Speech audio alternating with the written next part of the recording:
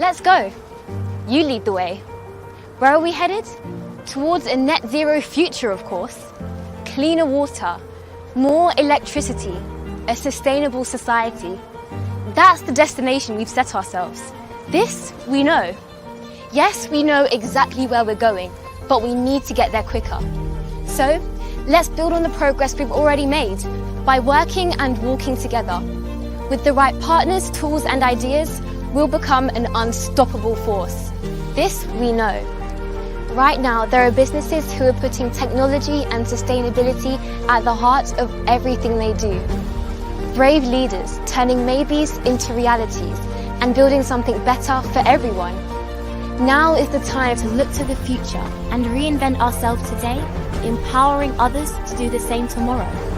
Yes, we know what the future holds, and we know how to get there. So, let's take charge of the journey today.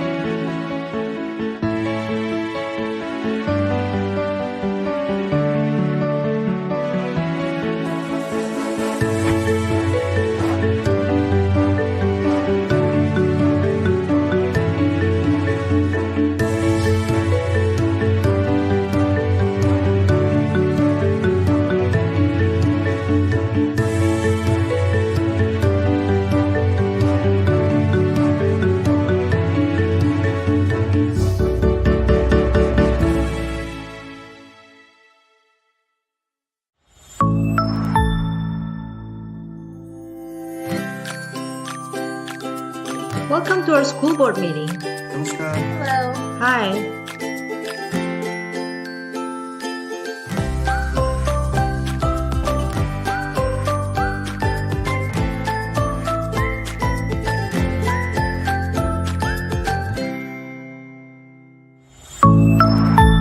Spiffio, access in any language.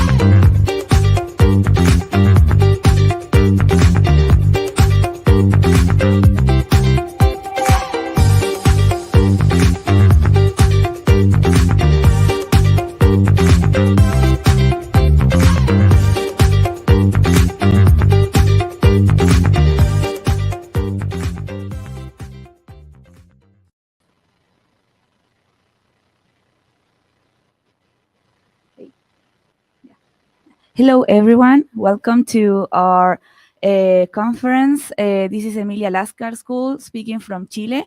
This is Francisca Parragués, English teacher at Escuela Emilia Lascar. Antonio Briones, he is the school psychologist. He will be joining us as speaker number 2. And also María Elena Fernández, she is Emilia Lascar's principal. She has been our principal for 22 years, and she is going to be our speaker number 1.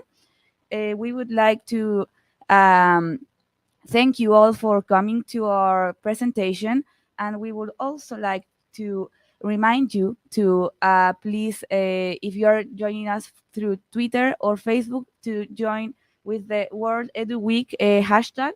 And for the audience or international speakers and everyone from other countries, you can ask questions in the comment section. So we will be answering questions at the end of the program.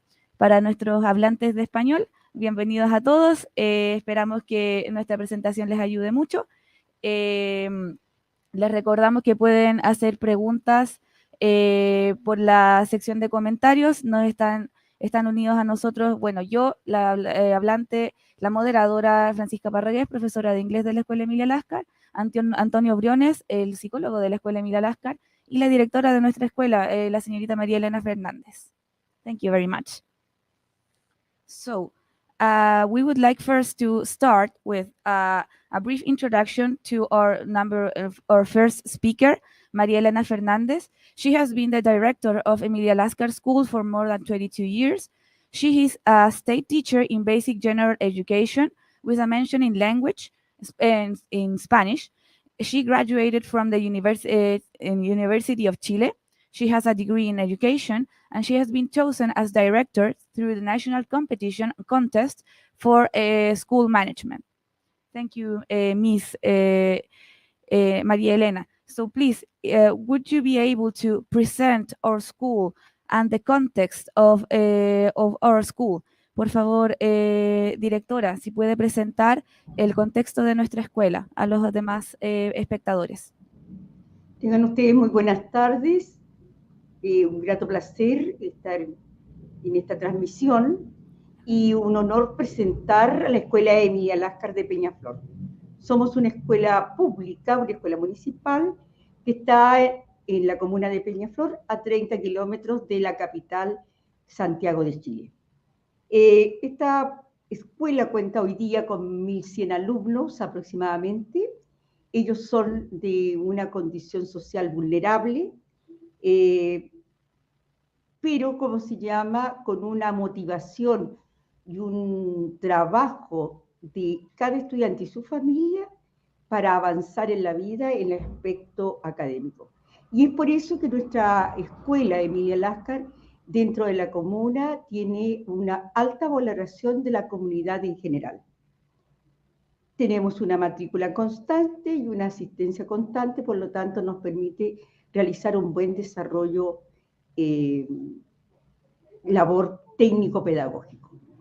Ahora bien, en el año 2020 llega la pandemia al mundo y en esa parte nosotros estamos todos expuestos a esta situación y nos preocupa y nos empezamos a ocupar de una problemática que nos encontramos. En esa problemática que encontramos tenemos varios aspectos. No sé, Francisca, si vas a ir traduciendo o sigo comentando. Bueno, en esta problemática que nosotros tenemos, primero, lo que pasó en el mundo entero, un deterioro, una falta, una capacidad para enfrentar lo pedagógico bastante desalentador. Luego vivimos la pérdida total de la comunicación con nuestras familias y sus estudiantes. Luego esta pérdida nos trajo, por supuesto, una incomunicación. Y esta incomunicación se tradujo en que la participación de las familias estuvo muy menguada. Luego, cuando pudimos comunicarnos con ella, con todos los elementos que en ese momento teníamos, nos dimos cuenta que nuestros alumnos estaban siendo afectados en el área emocional. Su autoestima estaba deteriorada, el encierro empezó a deteriorar su estado de ánimo, el no comunicarse de vía presencial con sus compañeros también les afectó, por lo tanto, su autoestima, sus habilidades sociales fueron decayendo día a día. Luego, nos enfrentamos a un problema que no lo habíamos visto antes, que era la falta de recursos. Y en esta falta de recursos nos dimos cuenta que había que como escuela salir a apoyar a nuestras familias, lo hicimos, y además enseñarle a nuestras familias, o sea, los recursos que algunos sí tenían, pero desde el área pedagógica, no del área de conocimiento. ¿Y cómo abordamos estas situaciones? Primero que nada, un grupo de profesionales entró, se unió y dijo, ¿cómo resolvemos estos problemas? Se hizo un catastro de los elementos técnicos que teníamos al interior del edificio, de la escuela misma, y como habíamos tenido desde el año 2018 un departamento de periodismo y contábamos con algunos elementos tecnológicos, este grupo de profesionales decidió avanzar y en un plan de comunicación a distancia instalamos nosotros todo lo que significaba poder avanzar con una Emilia TV. Y en este plan fue una de tantas alternativas, decidimos, ¿cómo se llama?, abordar a nuestros alumnos, a nuestras familias, y comenzamos en este proceso que a la fecha ha tenido cambios, ha tenido innovaciones, ha tenido reinvenciones y ha tenido éxito. Por lo tanto, todo lo que nosotros hemos marcado se centra en el uso de los recursos humanos y los recursos tecnológicos que hemos tenido. Esta es la Escuela Emilia Lascar, una escuela de la Municipalidad de Peñaflor que abordó este tema de la pandemia desde el área tecnológica para entrar en el ser humano. Gracias. Thank you very much, Principal.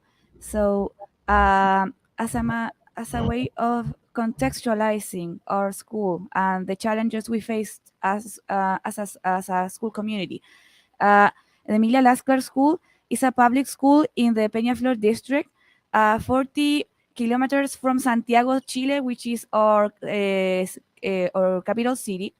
And currently, 91% of the school student population has been categorized as belonging to vulnerable families. So nearly all of our students come from vulnerable backgrounds.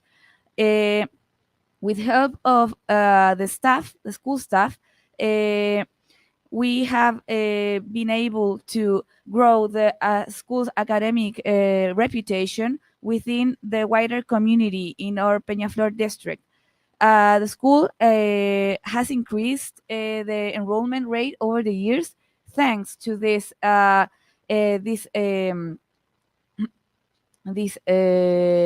this work the principal and the school community has done.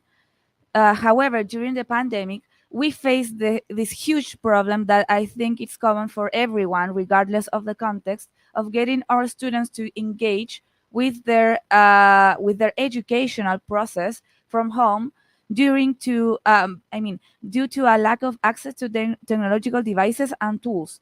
So, in that sense, we conducted a diagnosis to determine whether the students had the tools to connect with us and use these resources. And this diagnosis made us realize that most students did not have the means to connect, like, for example, a computer, for example, a stable internet connection, to connect with us and to be able to progress with their educational needs. So other challenge that we faced was the need to generate spaces for social emotional support, which is we would say is even more important than the content itself. So isolation considerably affected students' self-esteem, social skills, and their ability to express their emotions. So, for example, we conducted a survey in August 2021, and we found out that 74% of our students were bored, 47% they felt sad, they manifested lack of energy, and 40% of our students also expressed feelings of loss, anger, and insomnia, even depression in some cases. So, Pato, please. When the idea of Emilia TV came up, students were initially they were very reluctant to participate and combine social media with their studies. But to tackle this trouble, the faculty and the staff was faced with the task of combining the two of these challenges in an engaging, supportive tool. In this case, we notice as a means to sum up everything the principal said, we identify the pedagogical decline of our students in terms of engagement, in terms of connection, in terms of their of them acquiring the content that we were teaching. The lack of communication between the school and their students and their families. We believe that establishing a positive communication with the families is very important, and so this challenge was very important for us to address. The lower levels of participation and engagement with our students in terms of their social emotional needs and their pedagogical needs. The students they presented social emotional problems, self-esteem issues, and issues with managing their emotions as a result of the pandemic and the isolation. Therefore, the principal and the school also managed to identify a lack of expertise with technological tools and devices, and so the staff had to create and implement new tools to connect. And this is where Toño, our school counselor, Antonio Briones, is going to talk about what we did as a school to tackle and to address this problem. So please, Antonio. Bueno, primero que todo, un saludo a todos y todas quienes nos están viendo el día de hoy. Un abrazo grande a toda la comunidad de la Escuela Emilia Lascar y, por supuesto, también un abrazo muy grande al equipo de Emilia TV y a todos quienes hacen posible esta iniciativa que hoy estamos presentando. Como la directora explicaba, en el año 2020, recién iniciado el proceso de pandemia, con todas estas dificultades emocionales, con toda esta angustia, con toda esta sensación de ansiedad que estaban viviendo las personas producto de esta pandemia y, por supuesto, de las cuarentenas, es que junto al encargado de informática de la escuela, Patricio Ramírez, consideramos necesario poder generar un espacio alternativo a las clases en línea, pero complementario a su vez. Y desde ahí es que decidimos poder crear este espacio de Emilia TV, que nace en primera instancia como una escuela para padres, como un momento de entrega de apoyo socioemocional para las familias de nuestra escuela y, por supuesto, también para nuestros estudiantes. Al ver que esta iniciativa empezó a tener una buena llegada, una buena recepción por parte de nuestra comunidad, es que decidimos ampliar este espacio y poder generar un lugar de participación de la comunidad. Entonces empezamos a incorporar en estas transmisiones, empezamos a incorporar, por ejemplo, videos que nos enviaban los niños y niñas haciendo recetas de cocina, mostrando sus talentos, contándonos qué estaban haciendo durante la pandemia. También empezamos a incorporar apoderados, empezamos poco a poco también a incorporar espacios creados por los profesores y en ese momento es que se nos suma y ya se constituye en total el equipo multidisciplinario de Emilia TV, que es junto a Germán Montenegro y Camilo Recabarren. Es en esa instancia donde la participación donde Emilia TV tiene como foco principal la participación, en donde entendemos también que participar, el ser parte de una comunidad, el tener un sentido de pertenencia es un apoyo fundamental para el desarrollo socioemocional de niños y niñas y también de nuestra comunidad. Por lo tanto, empezamos a generar espacios que fueran en pos de complementar, de apoyar, de fortalecer el espacio socioemocional, pero también que estuviera siempre apegado a lo pedagógico, incorporando, por ejemplo, al departamento de lenguaje, incorporando, por ejemplo, también al departamento de música, donde pudimos también generar una mirada distinta de la educación a través de las redes sociales, dándole un enfoque a las redes sociales más positivo, no solamente como una manera de conectarnos con los demás, sino que también como una manera de poder entregar educación.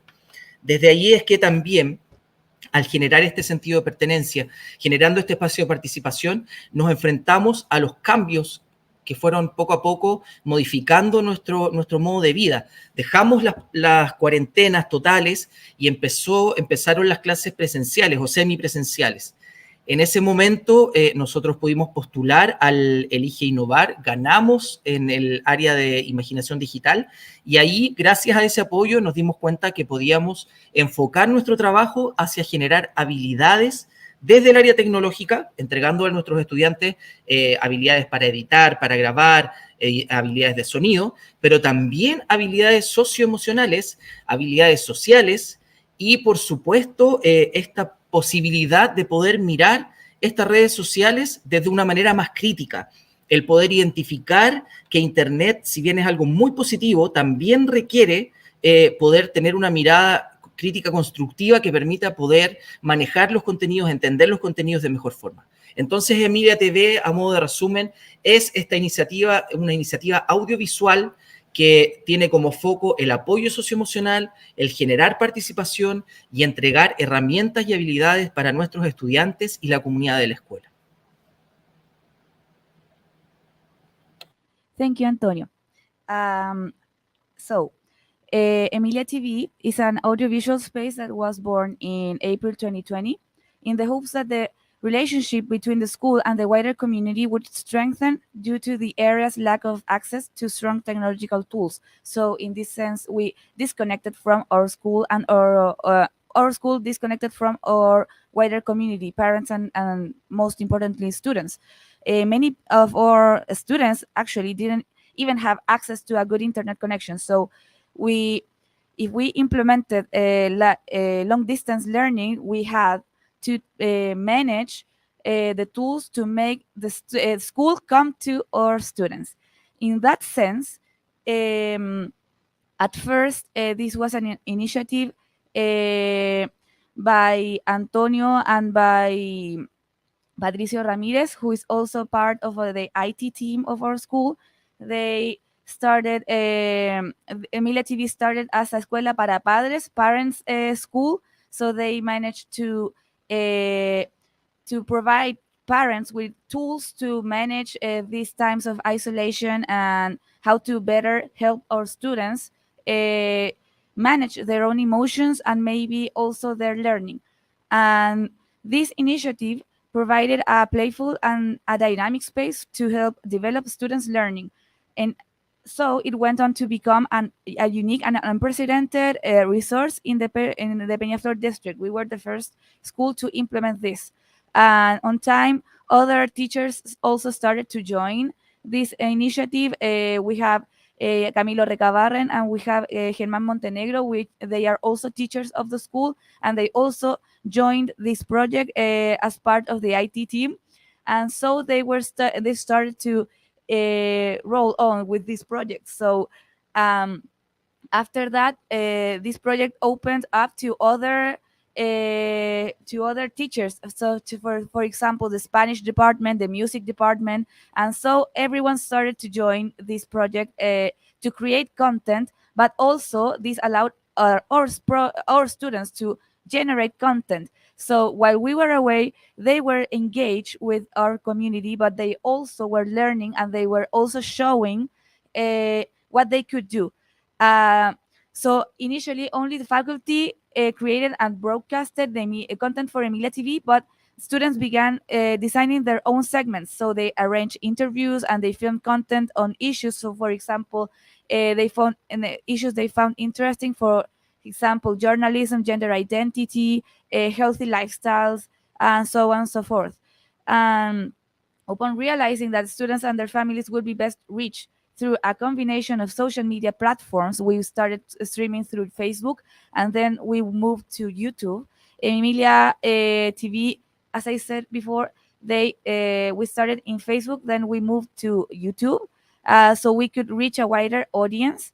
And we realized that students don't use Facebook as much as we do, so we changed, and this helped mobilize this entire school community. And in the years since their initial launch, Emilia TV has evolved and has incorporated new tools and adapted its educational style to better suit the needs of our students. So In that sense, we also took the journalism workshop that we used to have, that we still have from even before the pandemic. So this is a sort of a predecessors to Emilia TV. And we mixed that with the long distance educational plan as part of reaching our students. This was justified by the context of our students not being able to connect to online classes, the pandemic, and the lack of educational and technological tools and skills, and using the human resources available. So the IT team, the other teachers, and then the wider community that joined. And thus, Emilia TV was born. Thanks, everyone. So right now we would like to share with you a video, a small sample that we prepared for everyone, so you can see what Emilia TV is about and how we implemented Emilia TV. So this is a very short video, 1 minute, 2 minutes, and then we would like to show you the 5 key steps that we implemented for Emilia TV to be in this instance. Thank you. Emilia TV is an audiovisual space born in April 2020 in the context of the worldwide COVID-19 pandemic. Its creation has as its core objective to recover and strengthen the communication within the school community. Esta es parte de nuestra farmacia viva. Violeta Parra Sandoval.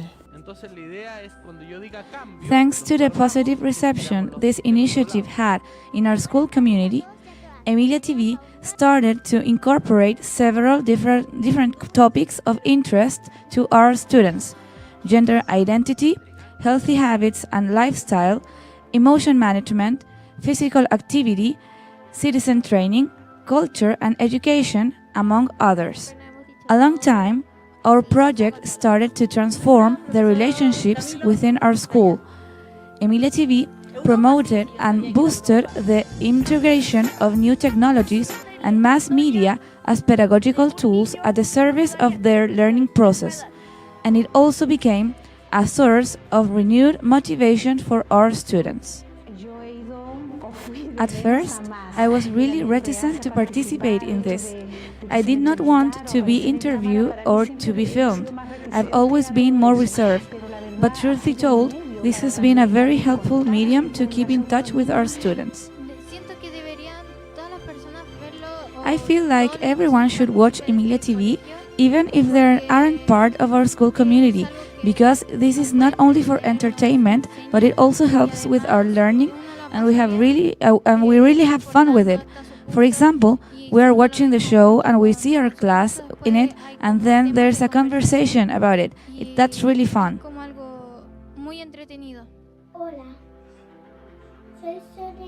And so, students from different levels started to join and participate actively in generating new audiovisual content, and this allowed them to express their ideas, thoughts, and emotions. Emilia TV turned into space for them to become aware of their social-emotional and cognitive processes. In turn, they can channel that learning through exploring and showing off their own personal talents. Thanks to the positive response coming from our school community and the innovative qualities of Emilia TV, our project was acknowledged by the Peñaflor City Hall. In turn, they would go on and replicate our experience in other public schools as the Peña Educa TV project. Emilia TV has set the entire Emilia Lascar school in motion by involving the different actors within our school community in this project. The future prospects for this initiative are also positive. While the pandemic has continued, Emilia TV has also adapted to these challenges by incorporating new tools to address them. Emilia TV has become a learning aid for our students, not only regarding curricular content, but also for acquiring other skills related to emotional management, using new technologies, and developing their digital literacy. This way, they can analyze and filter the content they interact with on the internet and mass media in a critical and a collaborative way. Bienvenidos y bienvenidas a Emilia TV.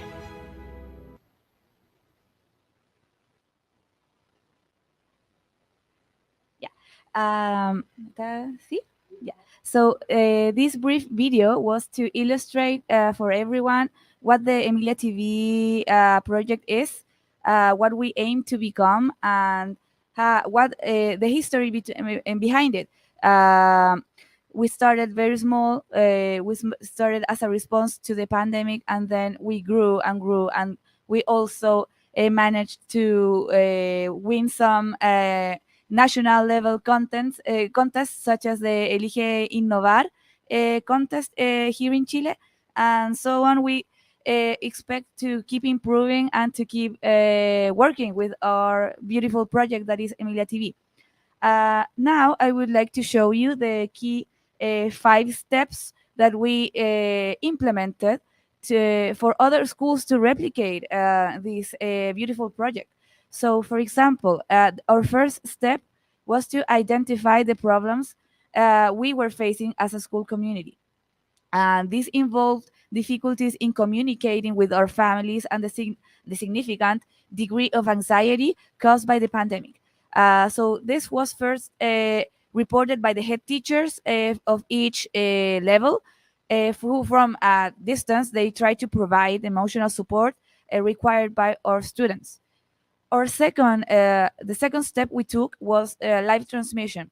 So when live transmissions on Facebook, we implemented them, and they were very well received by our school community. So school started to incorporate new spaces such as interviews with other people, with famous people sometimes who were in other countries, uh, live music, short films, and gradually children started to they wanted to join too, so they were invited to send their own videos with movie recommendations, cooking recipes, commentary about the pandemic, and among other things. And in addition, we also defined a schedule, a duration, and a format for this live transmission, and thus this program was renamed Emilia TV. Uh, the third step we took was establishing a structure, which meant that sorry, we this means that we started to receive all this content, and we were able to facilitate conversations with all the participants of the school community, and virtual diagnostics in form of Google Forms on emails between the teachers, assistants, parents, and children, with the aim of improving and promoting the active participation of the entire school community. And this led to other new sections such as Emilia Freak, which our students were making like costumes and things like that. The talent school, where they displayed their talents, Emmy and Leah, among other sections. Then we shared the project. This is our fourth step, showing and sharing the project with our other schools. In this case, we received help from the Peñaflor City Hall, because they recognized the initiative potential, and they started to share this idea with the other schools so they could replicate this initiative. And they also managed to make Peña Educa TV, which is a program that was broadcasted throughout 2020, the year 2020, for all schools in the district. And they promoted topics such as environmental care, school coexistence, different artistic disciplines, among other topics. So this initiative grew. Our fifth step was involving students, which was something that we were already implementing, but this time now here in the school. So we started involving students through workshops on technical devices, on public speaking, and all of those skills that they would need to continue with our project. Then the sixth step was to evaluate, assess, and data gathering. So we held meetings with the work team, the management team. We consulted the rest of the community on the topics and how they felt the Emilia TV space could be improved and could be we could add more topics. finally, our last step was promotion. So the Peñaflor district helped us with Peña Educa, but we also applied for another contest, which was Elige Innovar contest by the Elige Educar organization here in Chile. And this helped showcase the important work that community we all did as a school, and we helped other schools maybe to promote and to take new ideas to implement in their own school communities, and so then can also use this initiative Emilia TV in their own communities in hopes that they might replicate the program. We would also like to share some advice if you are watching from other schools from all over the world. We would like to give you a piece of advice, maybe that you as a school community, you should begin by diagnosing the community to have a strong understanding of what the biggest issues are within your school community, create teams that work collaboratively and address these challenges together. And finally, we should be able to trust the power and the capabilities of your institution and your own community to implement this project successfully. Because if we believe that if there is trust and confidence in the staff's abilities to make change, there is a higher chance that this initiative will find success. Thank you very much. So now we would like to address some questions that you may have in the audience. We would like 3 questions. These will be answered by Antonio and by our principal. I will translate them, and then they will give their answer, and I will translate that back to you. So our first question by Maureen Moret. Thank you, Maureen. So how did you measure the low engagement and levels of participation, and which tools did you use to diagnose them? La pregunta, no sé si la directora o Antonio le gustaría contestarla. ¿Cómo midieron esta baja participación y esta baja conexión con los estudiantes, y cuáles herramientas utilizaron para hacer este diagnóstico?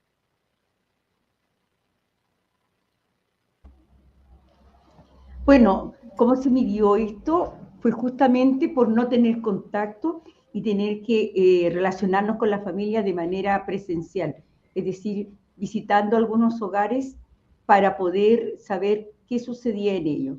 Como esta es una escuela que está en el centro de Peñaflor, nuestros alumnos vienen de distintos lugares y eso nos complicó esta situación. Por lo tanto, sabíamos que habíamos perdido conexión con ellos. Fue un trabajo en terreno.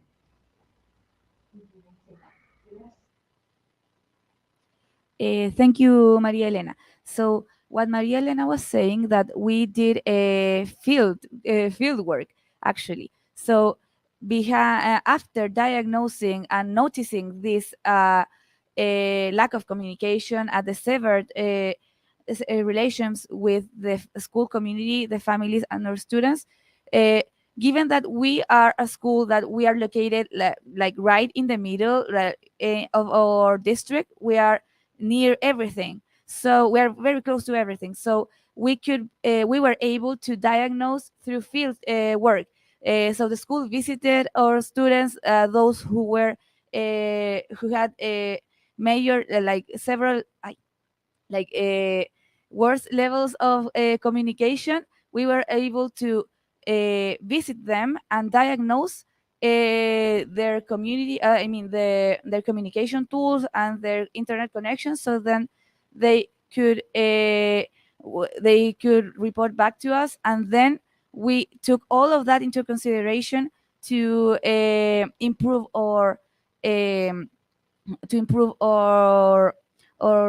initiative. Thanks, Maria Elena.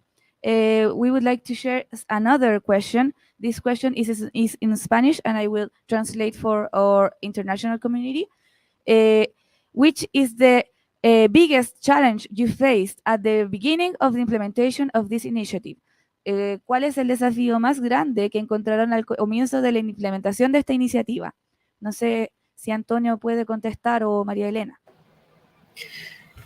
Bueno, hay desafíos internos y externos. Yo creo que el primer desafío y gran desafío es poder ir más allá de nuestra labor cotidiana, ¿no? El poder reinventarse, el desafío es buscar maneras de poder llegar a las familias, poder conectarse con ellos, poder abordar una situación tan angustiosa, tan difícil como fue la pandemia en el primer inicio. Entonces yo creo que el gran desafío principal y por el cual nace también esta iniciativa es poder de alguna manera ser un espacio de contención para nuestras familias que lo estaban pasando mal. Antonio, what Antonio was saying that one of the the biggest challenge we found at the beginning of the implementation of this initiative was to go beyond, because it is very easy to maybe to just do something and just leave it at that. But we wanted to make, we strived to make something different for our students, and we wanted to connect with them. So that process of going beyond and finding new tools and finding and implementing new skills for making this experience the best for our students was the biggest challenge we faced as a team. Thanks, Antonio. We would like to answer just one more question. How did you collect the data to evaluate and take action? Thanks to T4 Education. ¿Cómo recolectamos esta información, esta data, para evaluar la situación y de ahí tomar acciones para enfrentarnos a este problema? No sé quiénes van a contestar. Ya, Antonio. Thanks, Antonio. Bueno, lo primero es que consideramos los instrumentos de medición que entrega el ministerio, que se llaman, en este caso, indicadores de desarrollo personal y social. Entonces, esos son los datos generales, pero nosotros quisimos interiorizarnos aún más en la situación emocional de nuestros estudiantes y para eso hicimos un diagnóstico interno que fue planificado por el equipo directivo en conjunto con el Departamento de Orientación y que fue aplicado a todos los niños y niñas de tercero a octavo básico. Antonio. So, with help of national tools for diagnosing, as a matter of context, in Chile we had some socio-emotional surveys that were implemented to assess the condition of our students, and in that sense, we took advantage of that. We applied those tools, and then that helped us to create like a document for saying something to diagnose a general diagnosis of the reality of our school. And that helped us to create new tools and to engage with our students. So this is the end of our presentation. We would like to thank Maria Elena, our principal, and Antonio, our school counselor, who joined us and talked about this experience.